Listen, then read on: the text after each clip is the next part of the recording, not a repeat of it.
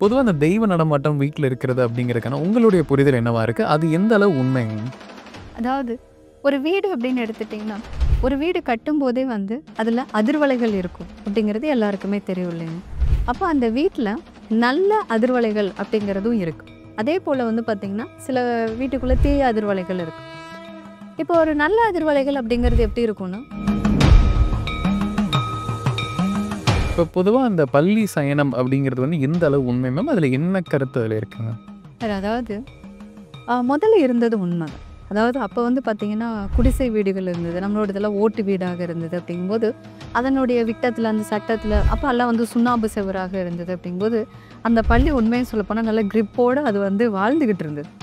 அப்போ அப்போ ஒரு எளிமையான வாழ்வியல் முறைகள், பெரிய ஒரு அந்த அதிர்வலைகள் சலனப்படுற அளவுக்கான பெரிய ஒரு சூழல்கள் எதுவுமே இல்லைங்க. ஸோ அப்போ அந்த பள்ளியினுடைய சகுனத்துக்கு இப்ப பொதுவா அந்த அருள் வர்றது அப்படிங்கிறது எந்த மாரி ஒரு கான்செப்ட் மேம்? அது எந்த அளவு உண்மை? அதை எப்படி அத உணர முடியுங்க? இந்த அருள் வர்றது உண்மையா பொய்யா அப்படின்னு கேட்டீங்கன்னா, இதில உண்மையும் இருக்கு, பொய்யும் இருக்கு. உண்மை என்ன அப்படின்னா,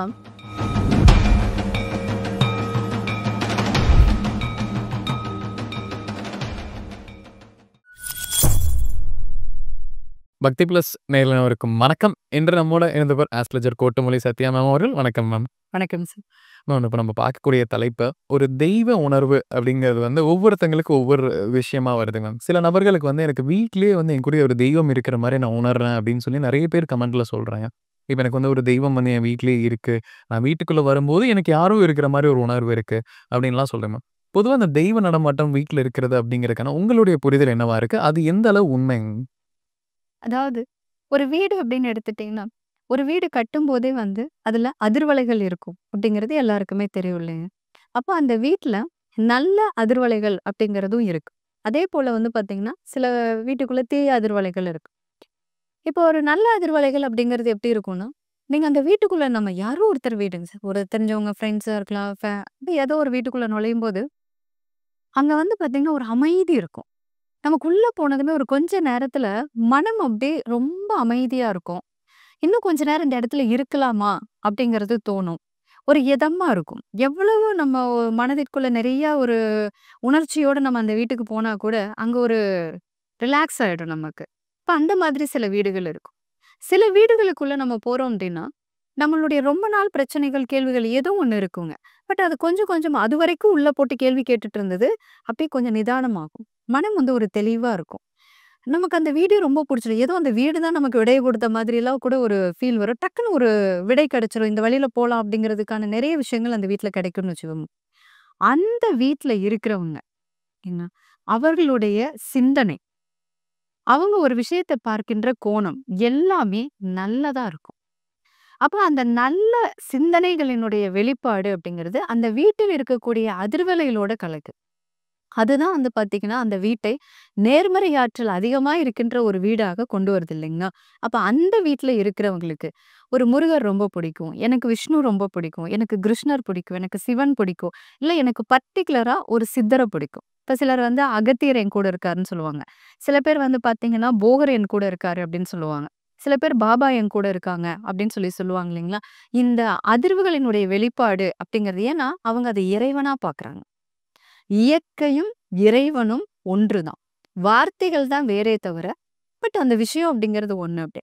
இதத்தான் தெய்வ நடமாட்டம் இருக்கிறதா, தங்கூட அந்த இறைவனே இருக்கிறதா நம்புறாங்க. ஏன்னா, இவங்களுக்கு எல்லா மனிதனுக்கும் சலனங்கள், தடுமாற்றங்கள், குழப்பங்கள், கோபதாபங்கள் எல்லாமே வரும். ஆனா, இந்த இடத்துல இருக்கிறவங்களுக்கும் அது வரும். இந்த வீட்ல இருக்கிறவங்களுக்கும் வரும். அப்போ இவங்க என்ன பண்றாங்க அப்டின்னா, அந்த இறைவன் கிட்ட இவங்க அதை சொல்லுவாங்க. எல்லாமே அவன் பார்த்துக்குவான். என் கூட இருக்கிற அவன் பார்த்துக்குவான். நான் சரணாகதி ஆயிட்டேன். அப்டிங்கிறப்போ, இவங்க அத நம்ப ஆரம்பிக்கிறாங்க. இறைவன் தன் கூட இருக்கிறதா, தன்னை ரொம்ப பத்திரமா பார்த்துக்கிறதா, எல்லா விஷயமுமே அவரு தான் பண்றாரு. செயல் மட்டும் தான் என்னோடது. இப்படி முழு சரணாகதியோட அவங்க அங்க இருப்பாங்க சார். அவங்களுக்கு தான் இந்த நேர்மறை ஆற்றல் அப்படிங்கிற ஒண்ணினுடைய அந்த பலன், அந்த வைப்ரேஷன் அனுபவிக்கிறாங்க இல்லைங்களா? இத அவங்க இறைவனாக பார்க்குறாங்க. பொறுத்தவரைக்கும் இது நல்ல விஷயம் தானே. அது இறைவன்னு சொன்னாலும் சரி, இயற்கைன்னு சொன்னாலும் சரி, நாம் நம்முடைய பாதையிலிருந்து விலகாம, நம்ம சரியான பாதையில கூட்டிட்டு போறதுக்கு, இந்த ஒரு புரிதல் இருந்தது அப்படிங்கிறப்போ, அது நல்ல விஷயம். தாராளமா பண்ணலாம். இப்ப ஒரு வீட்ல வந்து அந்த ஒரு நேர்மறை ஆற்றல் அப்படிங்கிறது வந்து கட்டும்போதே இருக்குன்னு சொல்லுங்க. நம்ம ஒரு வாடகை வீட்டுக்கு போறோம். இல்ல ஒரு அபார்ட்மெண்ட் வாங்கி நம்ம குடியேறுறோங்க பட்சத்துல, நம்ம வீட்ல அந்த நேர்மறை ஆற்றல வந்து நம்ம இன்னும் அதிகரிக்கிறதுக்கு, நம்ம எந்த மாரி விஷயங்கள கடைப்பிடிக்கலாங்க? ஒரு வீடு வந்து நான் அத எப்படி பார்க்குறேன் அப்டின்னா, ஒரு கோவிலினுடைய ஒரு மாதிரி வடிவமா தான் நான் அந்த வீட்ட பார்க்குறது. ஏன்னா, நம்ம வந்து அதிக நேரம் இருக்கிறதா இருக்கலாம். இல்ல நம்ம தூங்குறது, நம்மளுடைய சிந்திக்கிறது, நமக்கான அடையாளம், நம்முடைய முகவரியாக இருக்கிறது நம்முடைய வீடு தான். அப்ப இந்த வீடு எப்படி இருக்கணும் அப்டின்னா, ஒரு நல்ல நேர்மறை ஆற்றல் அதிகமா இருக்கின்ற ஒரு வீடா இருக்கணும் அது. இத வந்து நம்மனால கொண்டு வர முடியும். இப்போ சில வீடுகள்ல வந்து வாஸ்து குற்றங்கள் இருக்கு அப்படின்னு சொல்லுவாங்க. வாஸ்து குற்றம் இருக்கின்ற வீடுகள்ல வந்து நேர்மறை ஆற்றல கொண்டு வர முடியாது அப்படின்னு சொல்லிட்டு. பட் வந்து பார்த்தீங்கன்னா, இத நம்மனால தாராளமா கொண்டு வர முடியும். அதாவது சமாளிச்சுக்க முடியும்.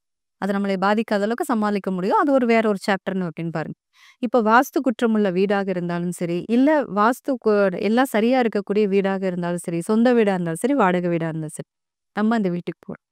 இந்த வீட்டுக்கு போகும்போது என்ன பண்ணும் அப்டின்னா, முதல்ல அந்த வீட்டினுடைய அதிர்வலைகள் எப்படி இருந்தாலும், அத நேர்மறை அதிர்வலைகளாக மாற்றணும் அப்டின்னு. அப்ப மாற்றுறதுக்கு முதல்ல செய்யக்கூடிய விஷயங்கள், இது சொன்னா எத்தன பேர் எடுத்துப்பாங்கன்னு தெரியல. சீரியல் பார்க்க கூடாது. சீரியல் அப்டிங்கிறது நம்ம சொந்த காசுல சூனியம் வச்சுக்கிற மாதிரிங்க சார். சீரியல் முற்றிலுமாக தவிர்க்க வேண்டிய ஒண்ணு. இப்ப இத பத்தி நம்ம வந்து நான் இத தெரிஞ்சுக்கிட்டேன் அப்டின்னா, நான் 8த் படிக்கும்போது டாக்டர் ருத்ரன் சார். அவங்க சைக்காரிஸ்ட் சென்னையில ரொம்ப ரொம்ப பிரபல்யமான ஒருத்தர்.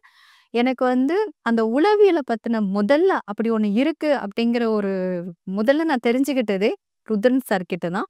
அவங்க அப்ப வந்து பார்த்தீங்கன்னா, ஒரு டிவில வந்து ஒரு ப்ரோகிராம் குடுத்திருந்தாங்க. அப்போ எதிர்கால சமுதாயத்துல இந்த சீரியல் எந்த அளவுக்கு சமுதாயத்துல தாக்கத்த உண்டு பண்ண போகுது? எப்படி உறவுகளுக்குள்ள பிரச்சனைகள உருவாக்க போகுது? அப்படின்னு சொல்லிட்டு அவங்க அப்ப அத பத்தி ஐயா பேசியிருந்தாங்க.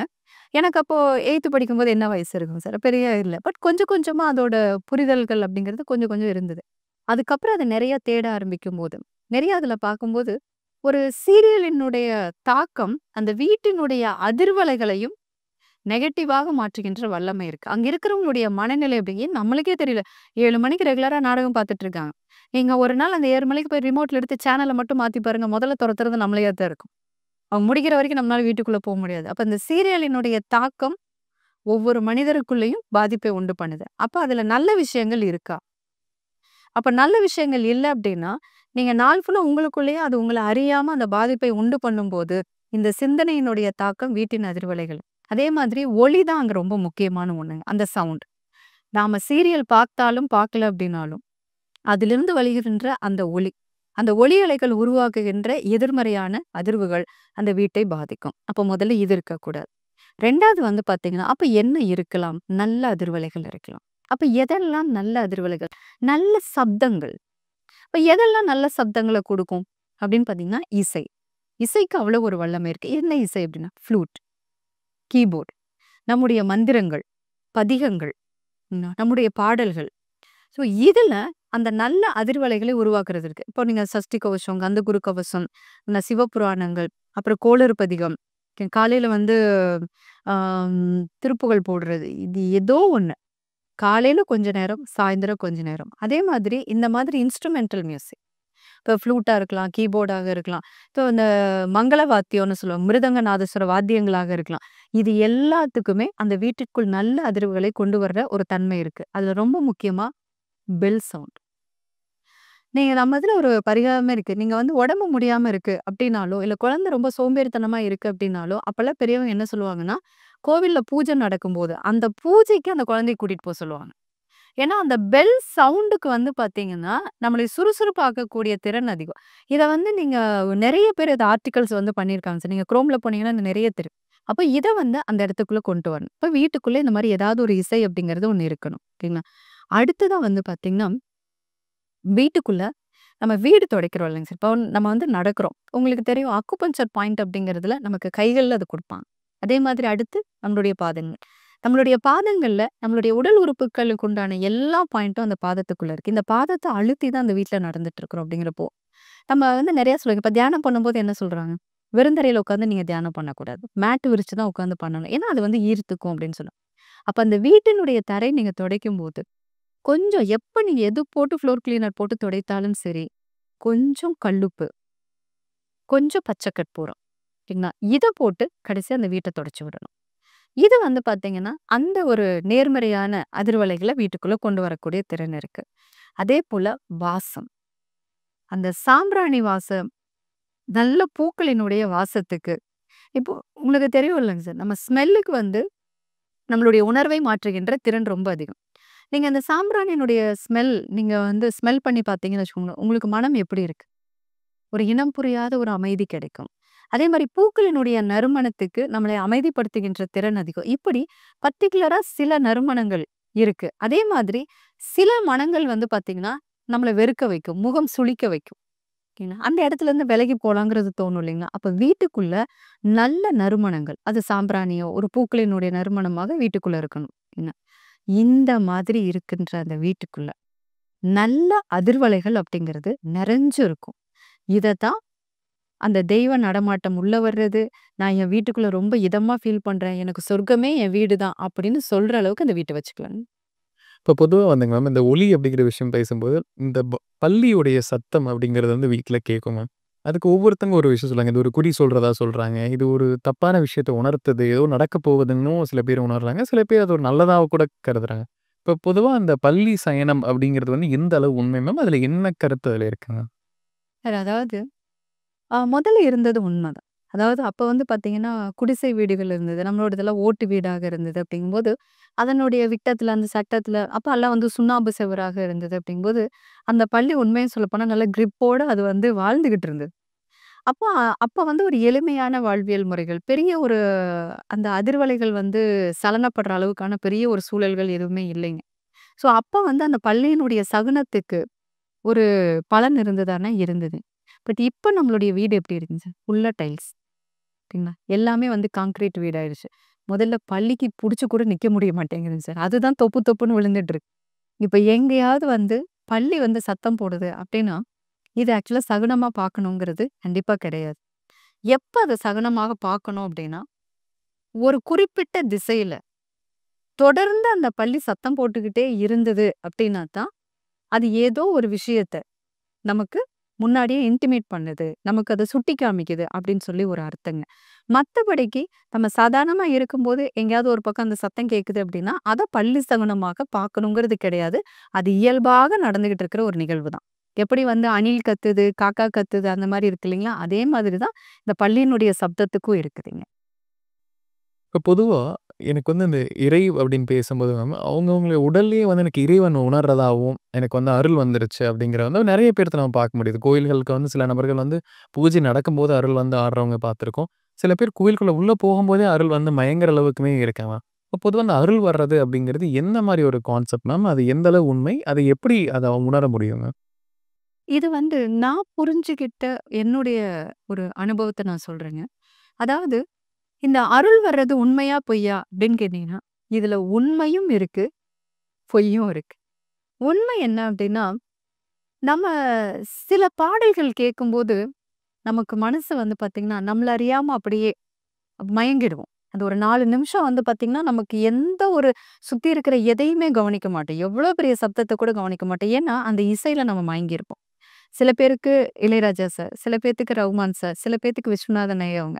இந்த மாரி ஏதோ ஒரு இசைக்கு நம்மளை மனதை மயக்கக்கூடிய தன்மை இருக்கு இல்லைங்களா? அதே மாதிரி சில சப்தங்களுக்கு. இப்ப நீங்க வந்து பார்த்தீங்கன்னா, சிவவாத்தியம் வாசிப்பாங்க. இந்த சிவவாத்தியம் நீங்க வந்து வாசிக்கும்போது அந்த இடத்துல இருந்தீங்க அப்படின்னா, நம்மளுடைய மனம் என்னவாகுது? ஃபுல்லா அதுல வந்து லயிச்சு போகுது. அதேபோல அந்த மிருதங்க நாதஸ்வரத்தினுடைய ஒலிய கேட்டீங்க அப்படின்னாலும், கொஞ்ச நேரத்துல உங்களுடைய மனம் அப்படியே அமைதியாயிட்டே இருக்கும் அப்படியே. இது ரொம்ப அப்படின்னு பார்த்தீங்கன்னா, இந்த இதெல்லாம் அடிப்பாங்க. இந்த சிக்காட்டம் இதெல்லாம் அடிக்கும்போது, அவங்க அடிக்க அடிக்க நமக்குள்ள என்ன ஆகுதுங்க சார், ஆடத் தெரியாதவங்க கூட நம்ம ஸ்டெப்ஸ் போட ஆரம்பிச்சுருவோம். இல்லைங்களா? அது முடிக்கிற வரைக்கும் நம்மளுடைய மனசு வந்து வேற எதுலயும் லயிக்காது. அப்போ ஒலி அலைகளுக்கு நம்மளுடைய மனதை அமைதிப்படுத்துகின்ற, மனதை மயக்கக்கூடிய வல்லமை அதிகமா இருக்கு அப்படி. அதே போல தான் சில விக்கிரகங்கள், சில இடங்களுக்கு போம்போது, நம்மள அறியாம இந்த இடத்துல நான் மனம் லயிச்சுட்டேன். இப்ப சில பேர் வந்து பார்த்தீங்கன்னா, இந்த வால்பாறை, மூணார் அந்த மாரி இடங்களுக்கு போம்போது, அந்த இயற்கைய பார்த்து அப்படியே அங்க மனம் லயிச்சு போய் அங்கேயே உட்காந்துருவாங்க. சுத்தி எதையும் கவனிக்க மாட்டாங்க. நேரத்த கவனிக்க மாட்டாங்க. அதே மாதிரி சிலர் எடுத்துக்கிட்டீங்க அப்படின்னா, ஏதாவது ஒரு பர்ட்டிகுலரான கோவில்களுக்கு போகும்போது, அந்த இடத்துல தன்னை மறந்து அந்த விக்கிரகத்தோட ஒன்றிருவாங்க. அதுல இந்த மாதிரி ஒலி அலைகளோட அந்த பூஜைகள் நடக்கும் இல்லைங்களா? அந்த பூஜைகள் நடக்கும்போது, மொத்தமா அதுல லயிச்சு தன்னை மறந்திருப்பாங்க. அப்ப என்னவாகும் அப்படின்னு பார்த்தீங்கன்னா, உடம்புக்குள் உருவாகின்ற அந்த அதிர்வலைகள். அப்ப இந்த சக்கரங்கள் எல்லாம் இயங்க ஆரம்பிக்குது. அந்த அதிர்வலைகளோடு ஒன்றிணையும்போது, தன்னை மறந்து தான் அவங்க வந்து பார்த்தீங்கன்னா, அருளாடுறது. அப்புறம் அவங்க வந்து அந்த அருளாட்டம் அப்படின்னு சொல்லிட்டு ஆடுவாங்க. அவங்களுக்கு எதுவுமே தெரியாதுங்க. அந்த நேரம் வந்து பாருங்க, சுத்தமா ஒண்ணுமே தெரியாது. அவங்க அப்படியே ஒன்றிடுவாங்க. எதுலைன்னா, அந்த உள்ளுக்குள்ள உருவான அந்த அதிர்வலைய. அந்த அதிர்வலைய தான் எனக்கு கருப்பு இறங்கிருச்சு. எனக்கு வந்து பார்த்தீங்கன்னா, மாரியம்மன் இறங்கிட்டாங்க. அப்படியெல்லாம் வந்து அவங்க சொல்லிக்கிறாங்க இல்லைங்களா?